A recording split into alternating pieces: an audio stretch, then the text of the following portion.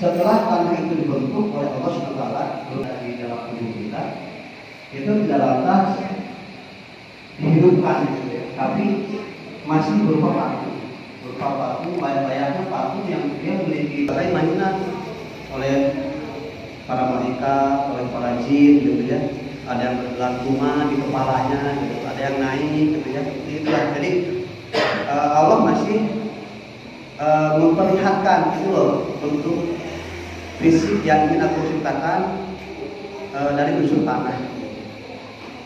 Nah, ketika satu masa Allah menentukan ditiupkannya ruh kepada jasad itu, ruh itu dalam artian nyawa, maka yang tadinya si manusia ini yang kaku, begitu ya, tidak bernyawa, tidak bisa bergerak, yang diciptakan unsur tanah ini, kemudian dia menjadi hidup.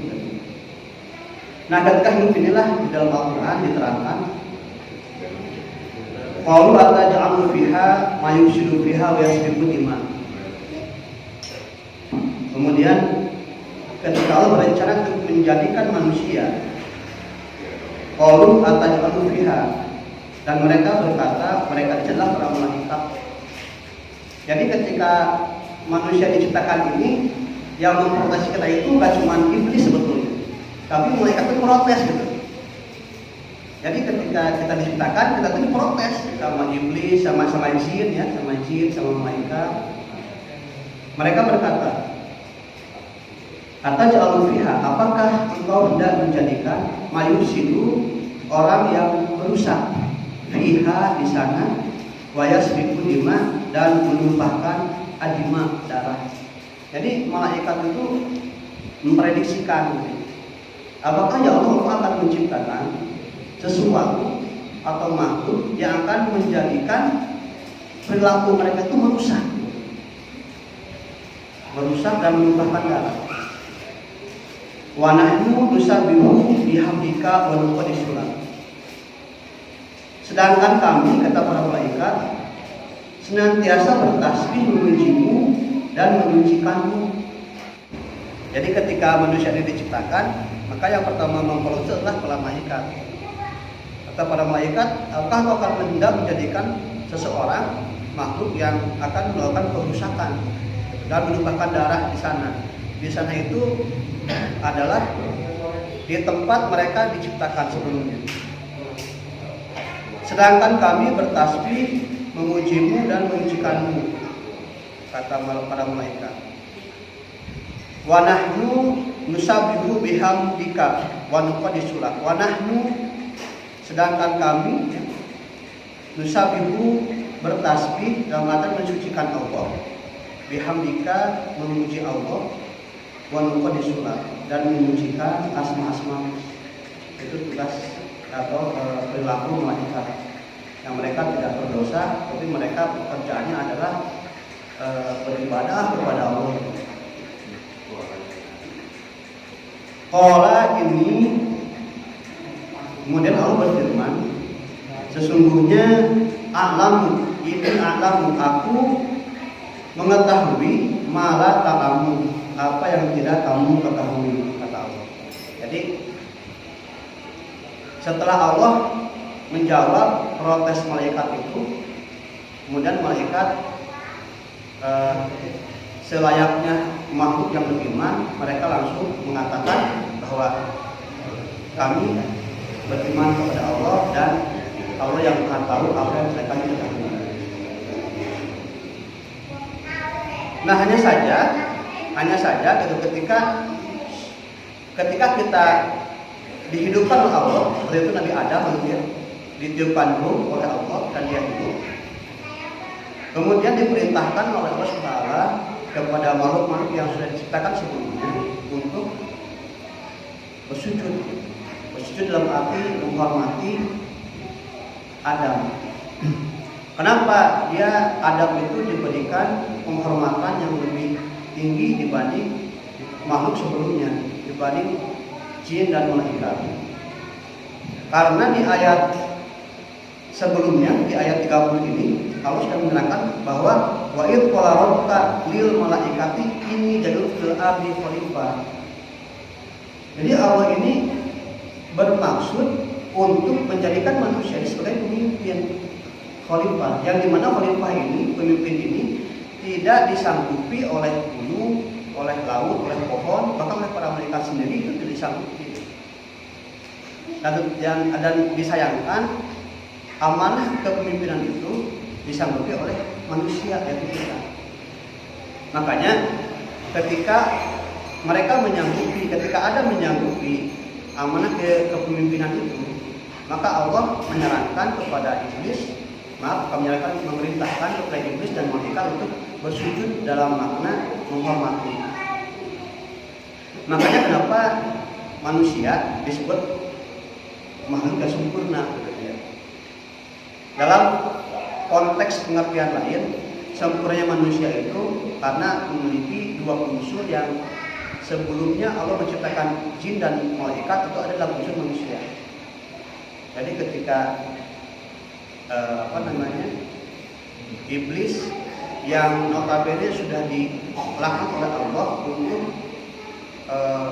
pulang kembali nanti mendiami neraka, gitu ya, karena mengingkari perintah Allah, sementara malaikat dijadikan Allah sebagai hamba yang sangat taat kepada Allah. Itu adalah diri manusia. Ketika ada kelalaian dalam diri manusia, itulah sifat-sifat dari iblis, gitu ya.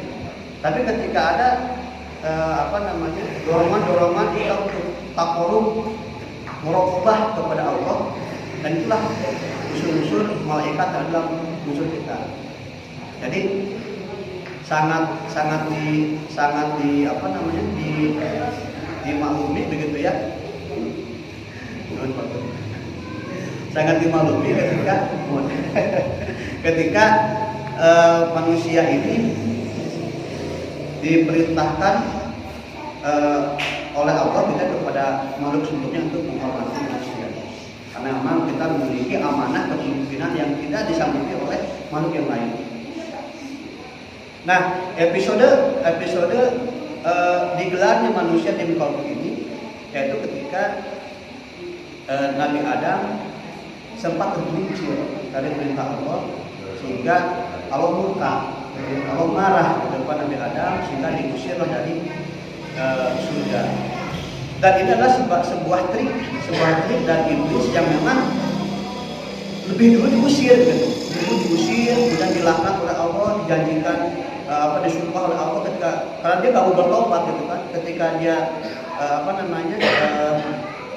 diberi kesempatan oleh Allah untuk memperbaiki, gitu ya, memperbaiki sikapnya, iblis tidak mau. Kenapa? Karena dia merasa aku lebih baik dibanding Adam. Karena aku diciptakan dari unsur api, sementara Adam dari unsur tanah. Nah, semenjak itulah terjadi maka perhelatan atau pergulatan, pertentangan antara hak dan batil itu baru dimulai, baru digelar. Dan ternyata hak dan batil ini akan senantiasa bertarung hingga akhir zaman. Kenapa? Karena iblis sendiri berjanji kepada Allah bahwa aku akan menjerumuskan anak cucu Adam untuk menemani aku nanti pulang ke hari kiamat dan menempati nerakanya Allah. Iblis gak mau sendiri. Nah, makanya bisikan-bisikan itulah yang iblis serang, ya, yang iblis jadikan alat untuk menyerang manusia, untuk melalaikan manusia. Maka iblis diberikan oleh Allah SWT keinginannya sudah dikabulkan bahwa dia akan ditangguhkan dunia sehingga hari kiamat. Maka otomatis pergulatan hak dan batil itu akan berakhir nanti sampai hari kiamat. A'udzubillahi minasyaitonir rajim. Bismillahirrahmanirrahim. Di sini akan lebih jelas bahwa wa idh qulna lil malaikati isjudu, dan ingatlah ketika kami berfirman lil malaikati kepada para malaikat as-sujudu, ya. Sujudlah kamu di Adama kepada Adam, fasajadu, dan mereka pun bersujud illa iblis, kecuali iblis. Aba wastakbar, dia menolak dan menyombongkan diri. Wa kana minal kafirin, dan dia termasuk golongan yang kafir. Itu adalah sebuah statement dari Allah kepada iblis ketika ia tidak mau memperbaiki sikapnya untuk menerima penghormatan kepada Adam, memberikan kembali kepada Adam, maka dia dimasukkan dalam golongan orang yang menentang kepada Allah, kafir. Jadi kafir di sini adalah sebuah penolakan terhadap perintah-perintah Allah. Nah, kemudian Nabi Adam sendiri ketika dia diturunkan ke muka bumi, mereka kemudian membawa amanah khilafah itu, membawa amanah kepemimpinan itu. Nah, bicara tentang makam khalifah, karena saat ini kalau kita korelasikan dengan zaman sekarang gitu, ada yang negara sedang kondisi darurat dengan paham khalifah, khilafah gitu ya. Nah, ini harus kita luruskan sebetulnya. Karena khilafah sendiri itu sebetulnya sebuah sistem yang memang biasanya diberlakukannya sebuah syariah. Kalau kita bicara syariah, kita bukan bicara tentang potong tangan, kita bukan bicara tentang cambuk gitu ya.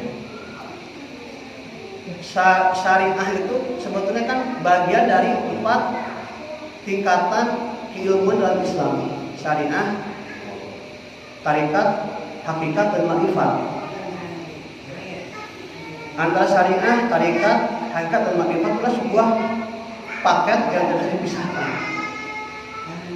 Kalau syariah itu bisa dijadikan perahu begitu ya, atau bukan perahu. Hakikatnya itu adalah lautan. Tarikat itu adalah cara jalan. Kemudian makrifat itu adalah buah atau tujuan yang akan kita capai. Misalkan begini,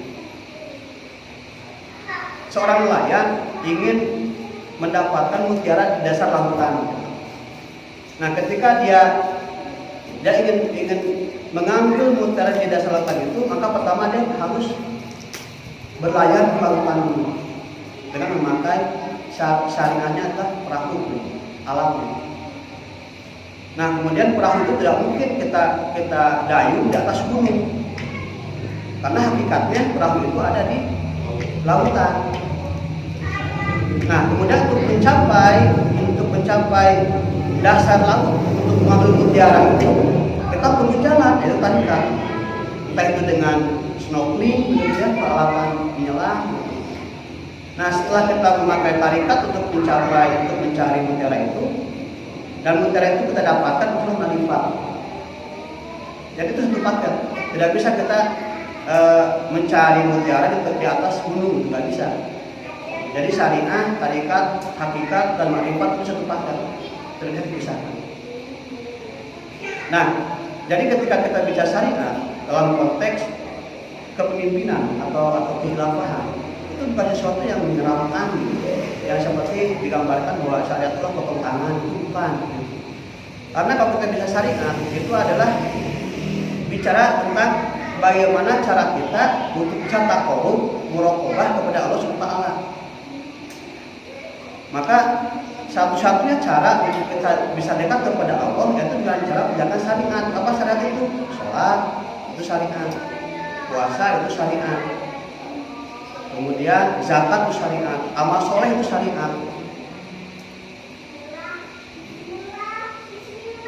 Ilmu untuk memahami tentang syariat itu namanya fikih. Nah, kadang kita suka banyak berbenturan di masalah fikih gitu ya. Misalkan bab syariat tentang sholat gitu. Kadang kita berbenturan, ada yang memakai kunut, ada yang tidak memakai kunut, gitu sebetulnya kan masalah fikihnya gitu ya. Nah, fikih itu bisa dikatakan sebagai furu'iyah atau cabang. Selama cabang ini menyangkut kepada batang utama, kepada syariahnya, itu tidak bisa dipermasalahkan. Ibarat kita punya ada pohon, ya pohon cabang utama, dan dia memiliki beberapa cabang, tapi dia masih menempel kepada cabang utama, itu masih benar. Kecuali kalau cabang itu patah, ranting tadi itu patah, maka dia sudah tidak menempel kepada syariat, kepada batang utama. Itu perlu dipertanyakan kemana dia menopang dalilnya. Tapi selama dia menopang kepada batang utama, itu tidak usah dipermasalahkan. Nah, ketika bicara sholat subuh, kunut itu ada apa namanya? Ada contohnya. Kemudian sempat kemarin kita masalah sholat apa namanya? Tarawih gitu ya, 23, ada yang 11, itu masing-masing punya dalilnya dan tidak bisa disalahkan. Semuanya benar. Nah, yang salah yang tidak sholat kan sebetulnya. Yang salah yang nggak sholat gitu. Nah, jadi bicara masalah ruqyah dalam bab fikih itu tidak usah dipermasalahkan. Karena selama dia menempel pada cabang utama, maka itu masih bisa dipertanggungjawabkan. Itulah syariat. Jadi ketika kita bicara syariat itu bukan bicara tentang hal-hal yang menyeramkan. Nah, syariat itu di mana bisa diterapkannya? Tentunya di dalam inna dina indal Islam. Sholat itu diterapkan di dalam din Islam tentunya. Zakat fitrah dalam din Islam, puasa Ramadan dalam din Islam. Kemudian ketika ada misalkan kita beramal soleh, kita meyakini bahwa ada balasan, ya ada balasan dari Allah Taala, ada siksaan, ada hukuman. Itu semua kan diterangkan dalam syariat Islam. Nah, adapun ketika berbicara tentang potong tangan, tentang cambuk, tentang hal-hal yang sifatnya seperti antagonis gitu ya, Islam itu antagonis ya. Itu adalah hal-hal yang memang ketika Rasulullah melakukan itu dalam konteks sebuah pemerintahan yang memang sudah diatur dalam konteks Islam yang secara hukum, secara kampanye. Jadi sekarang kita bicara kalau syariat, ya udah kita sholat ke syariat, bersilaturahmi ke syariat. Jadi syariat itu adalah jalan untuk kita bisa mendekat kepada Allah. Karena untuk bisa mendekat kepada Allah, takarrub ila Allah itu tidak lain dilakukan dengan cara kita menegakkan nilai-nilai syariat. Gak mungkin orang gak sholat kepada Allah kok mau mendekat kepada Allah tapi gak sholat, gak mungkin gitu ya. Kalau kita mau dekat sama Allah ya tentu kan tentunya harus lakukan nilai syariat. Ya sholat itu ya ngajinya gitu. Maka sampai ada satu kali kita mengingat Allah harus 1000 kali mengingat kita. Saking apa? Allah saking cintai kepada orang-orang yang mau taat dan patuh, mau mendekat kepada Allah SWT. Ya mudah-mudahan kita semua senantiasa dijaga oleh Allah SWT untuk senantiasa takarrub kepada Allah, menjaga amal-amal ibadah kita. Tentunya semua butuh perjuangan dan pengorbanan. Dengan kesadaran kita bahwa talabul ilmi fardhatun ala kulli muslimin gitu kan ya. Jadi mencari ilmu itu adalah kewajiban bagi seluruh muslimin. Berkumpul ilmu ilal mahdi ilal hadi gitu kan. Jadi mencari ilmu itu adalah mulai dari buayan sampai yang lakam. Jadi konteksnya adalah bukan kita diajak-ajak, tapi kita membutuhkan. Jadi kita yang merapat. Nah, baik rahmatullah. Jadi ini adalah sebuah motivasi untuk saya pribadi dan menjadi pengingat untuk kita semua bahwa kita itu adalah sebuah makhluk yang tadinya ditentang oleh makhluk Allah yang lain. Baru diciptakan aja kita sudah ditentang oleh malaikat. Dan kalau kita tidak melihat Al-Quran, kita tidak tahu kalau kita itu adalah makhluk yang ditentang, makhluk yang diprotes oleh malaikat. Bahkan iblis sendiri benci kepada kita, gitu ya. Nah, makanya sudah menjadi keniscayaan bahwa Al-Quran kita sudah pedoman. Jadi alangkah sangat disayangkan ketika kita menapaki kehidupan dunia ini yang sudah Allah gariskan kodok-kodaknya untuk kita. Kemudian dengan amanah yang cukup berat untuk kepemimpinan, akidah gitu ya, keislaman kita gitu. Yang nanti semua kami diminta bekerja oleh Allah, tapi kita tidak mengorek dari sini, kita tidak berkorban kepada ini, kepada Al-Quran. Karena Al-Quran ini memuat semua apa yang menjadi tuntunan manusia. Kisah-kisah masa lalu diceritakan oleh Allah dan Al-Quran untuk menjadi pelajaran untuk kita. Oh ternyata dulu di zaman Nabi Hud itu ada ya kaum Sodom gitu, yang memang kaum yang sangat dibenci oleh Allah. Jadi ketika kita saat ini melihat kegiatan-kegiatan atau peristiwa-peristiwa seperti itu, oh nggak aneh ya, itu juga ada. Tapi bukan itu, tidak cukup di sana. Artinya bahwa kita perlu untuk mendakwahkan apa yang menjadi perintah Allah dan larangan Allah. Kemudian anak saya kok susah ya? Oh pantas sih, zaman Nabi Nuh juga dulu anaknya Kanan juga gabung beriman gitu kan. Nah itu sebenarnya sebuah pembelajaran di mana bahwa kita untuk mendidik anak itu gimana sih caranya biar tidak seperti Kanan. Jadi bukan lantas menjustifikasi anak kita, wah wajar lah karena itu juga anak Nabi juga begitu. Karena itu terjadi ketika ya maaf ketika itu saya mengajar di SMP gitu ya. Ya anak ini kabur-kaburan gitu. Pulang aja saya sampai ke rumahnya gitu ya. Pulang UN itu lah masih ada UN.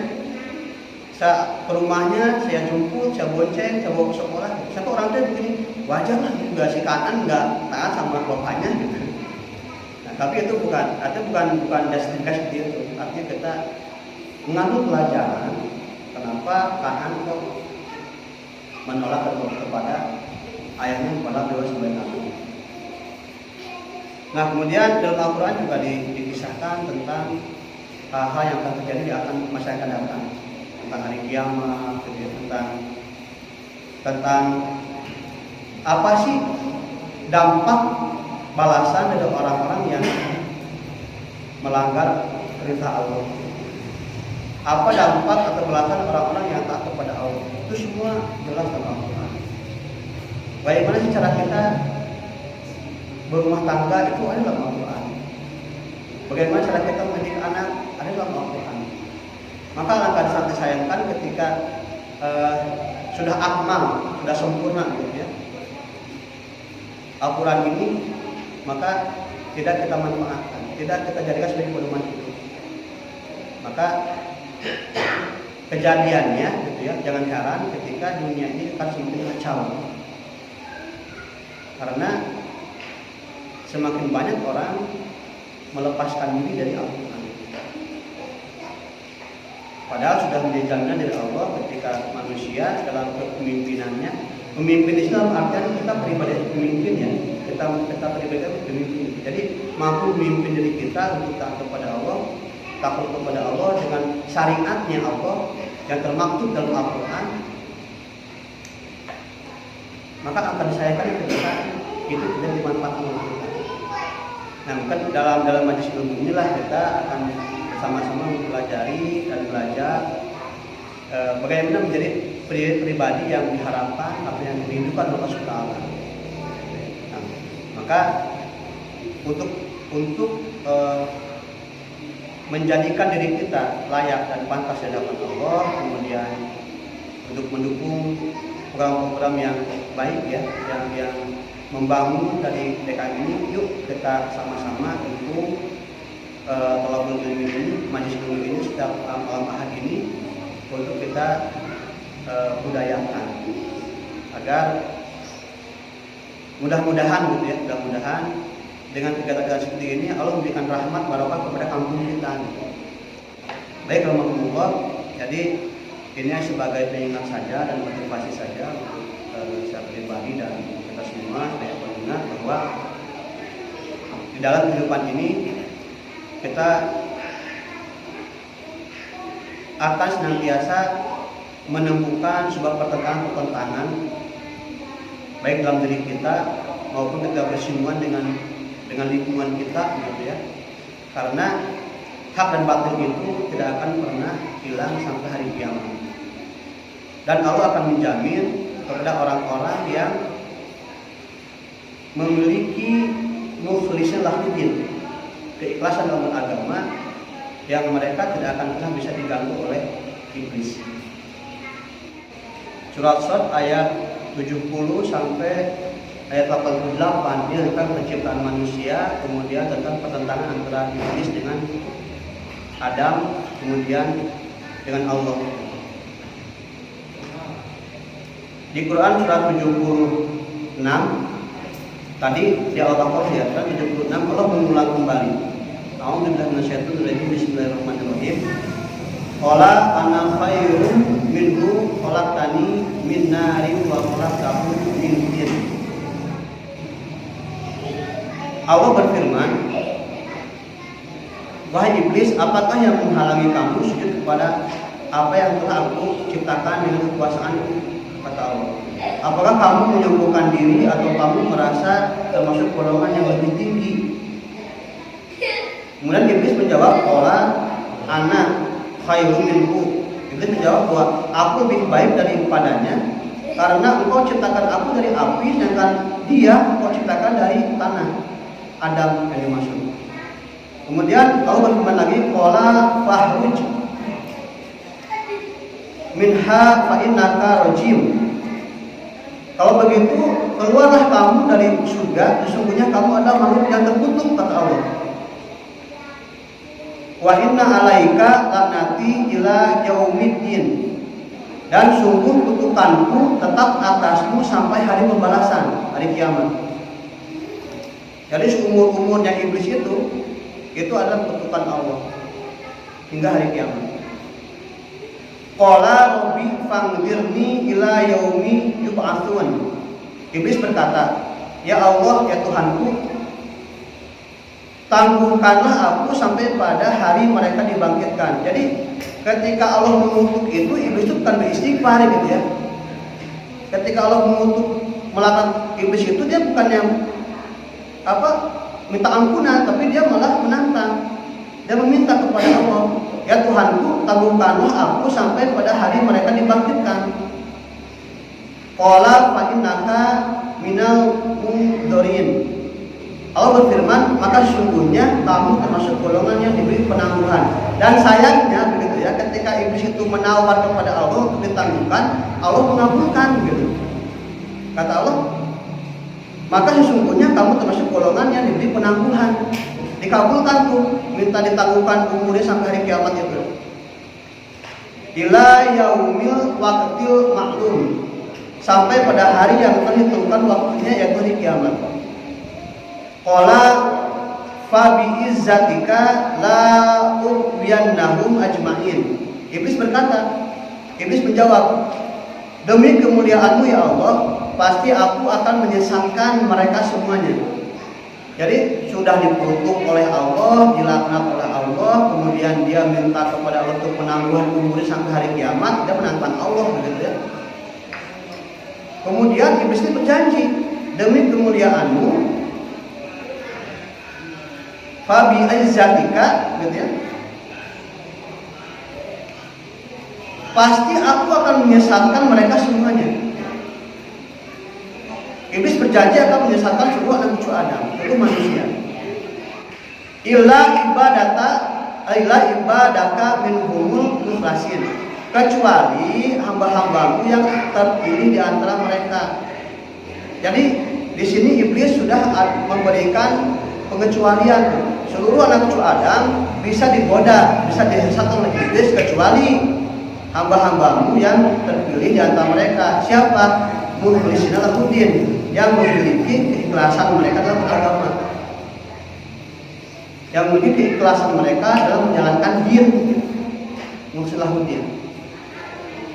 Ya, jadi akhirnya kembali kepada din, yang din ini memiliki alat untuk dekat kepada Allah dengan syariah, yaitu Islam. Jadi ketika iblis menjamin bahwa aku akan menyesatkan seluruh anak cucu Adam kecuali hamba-hambamu yang mereka terpilih di antara mereka, yaitu orang-orang yang memurnikan din dengan menjalankan syariat Allah.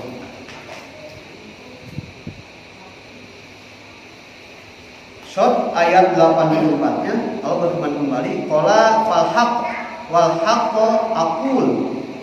Allah berfirman, maka yang benar adalah sumpahku dan hanya kebenaran itu yang aku katakan. Artinya bahwa Allah sudah bersumpah untuk mengembalikan iblis kepada tempat yang sangat menyedihkan, yang sangat menyakitkan, kiamat, atas perilakunya sudah melanggar perintah Allah.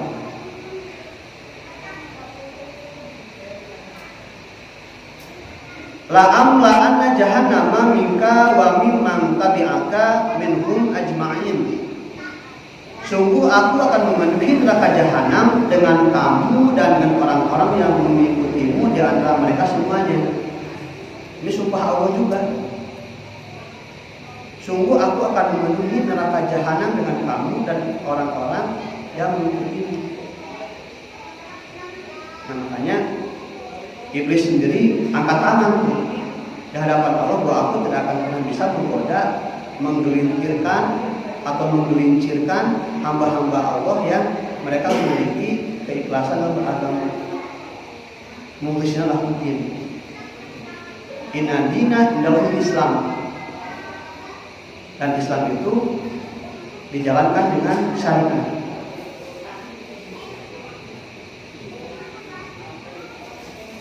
Dan syariah adalah sebuah syarat untuk kita takut kepada Allah, dekat kepada Allah. Ya rahmatullah, kurang lebihnya saya mohon maaf, tentunya punya kekurangan yang saya sampaikan. Apabila ada hal-hal yang keliru dan salah, itu pastinya dari pribadi saya sendiri.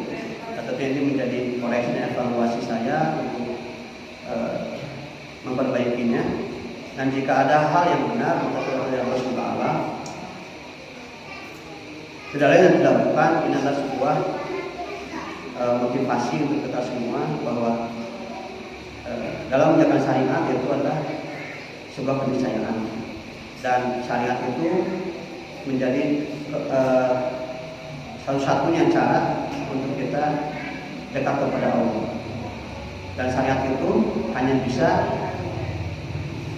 diterapkan dalam din yang Allah ridhoi, yaitu Islam. Maka mari kita bersyariat dalam arti beribadah kepada Allah. Mudah-mudahan fenomena informasi yang terjadi di luar ketika berbicara syariat itulah sebuah hal yang menyeramkan bisa kita luruskan. Jadi syariat itu adalah ibadah, bukan semata-mata hal-hal yang menyeramkan seperti hudud, gitu ya. Hudud itu bisa dilaksanakan ketika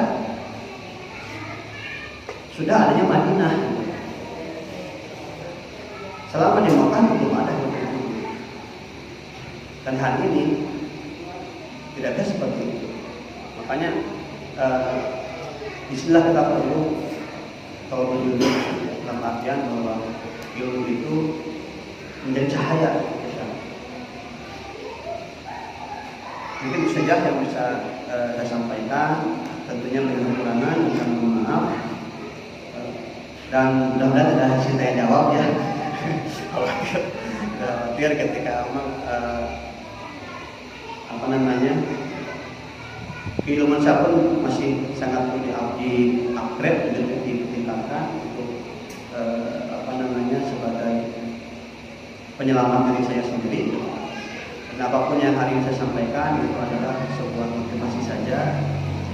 Dan mudah-mudahan kegiatan-kegiatan seperti ini bisa berjalan dengan berkelanjutan. Mari kita dukung program dari Dekan Allah ini. Fastabiqul khairat, mari kita berbaur dalam perbaikan. Mohon maaf atas segala kekurangan dan kehilafan. Assalamualaikum warahmatullahi wabarakatuh.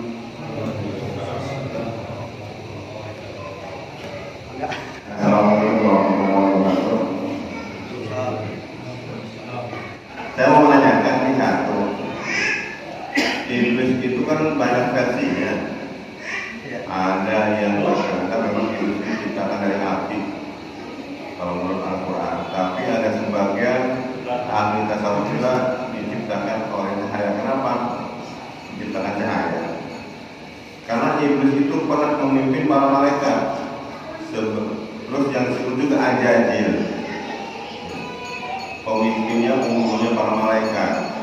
Berarti kan iblis itu melebihi malaikat sebelum Jibril menjadi pemimpin.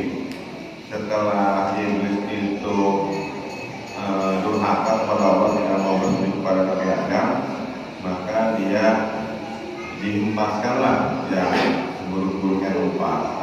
Makanya pertanyaan saya itu masih ada dua versi. Sebetulnya yang mana? Itu termasuk golongan malaikat atau termasuk golongan jin? Memang di Quran jelas, tapi di tempat lain dikatakan bahwa iblis itu memang termasuk golongan malaikat. Jadi dulu ada dua versi sebetulnya.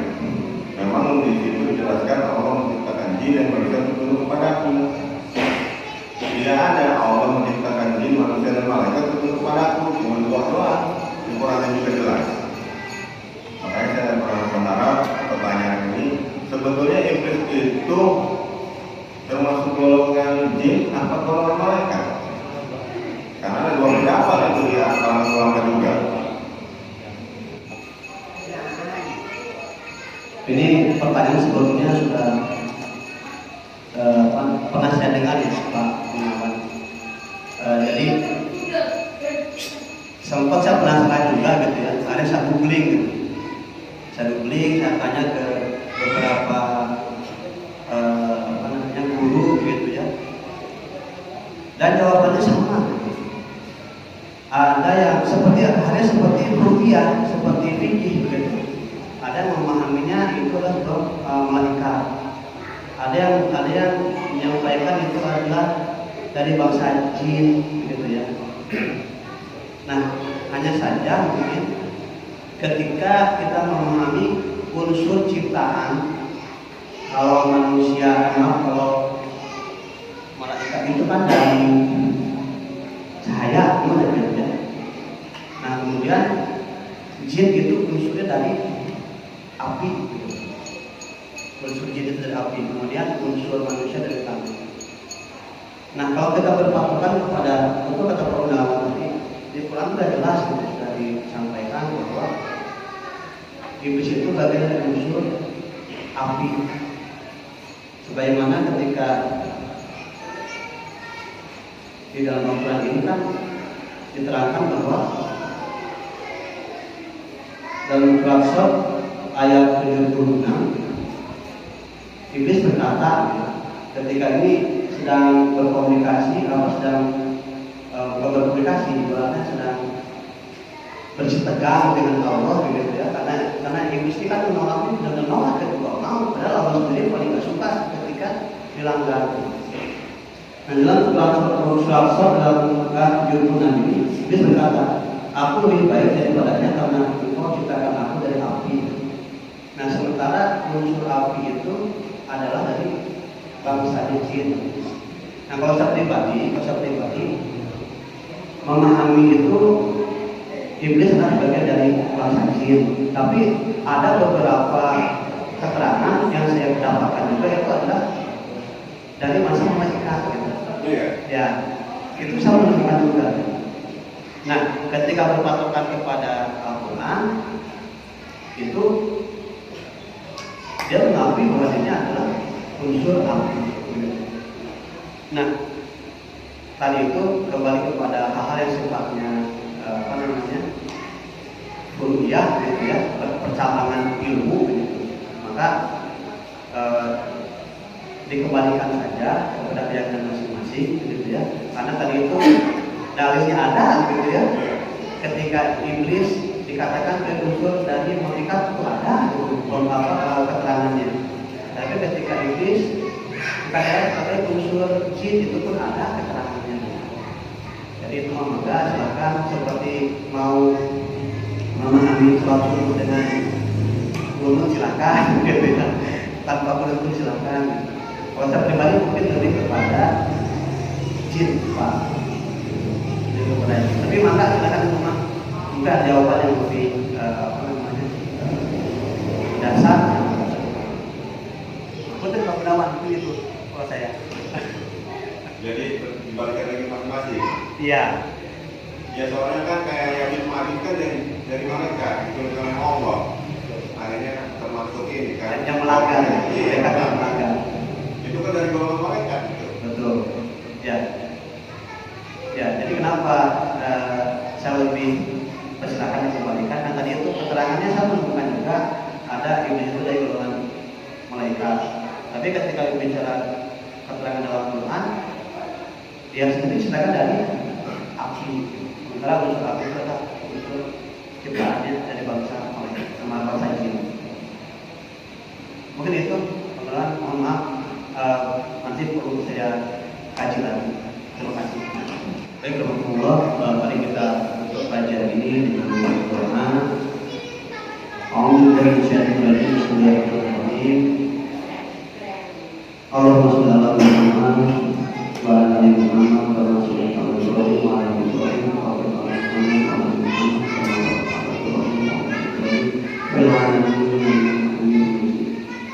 Allahumma fil lana al-qubur, Allahumma fil lana al-qubur, Allahumma fil lana al-qubur, Allahumma fil lana wa liwalidayna warhamhuma kama rabbayana shighara wa lil jami'il muslimin wal muslimat mu'minin wal mu'minat al-ahya'i minhum wal amwat bi rahmatika ya arhamar rahimin. Allahumma inna nas'aluka ridhaka wal jannah wa na'udzu min sakhatika wan nar. Allahumma inna nas'aluka salamatan fid din wa 'afiyatan fil jasad wa ziyadatan fil 'ilmi wa barakatan fil rizq wa tawbatan qabla al-maut wa rahmatan 'inda al-maut wa maghfiratan ba'da al-maut. Allahumma hamil 'alaina fi sakaratil maut. Allahumma hamil 'alaina fi sakaratil maut. Allahumma hamil 'alaina fi sakaratil maut wa najatan minan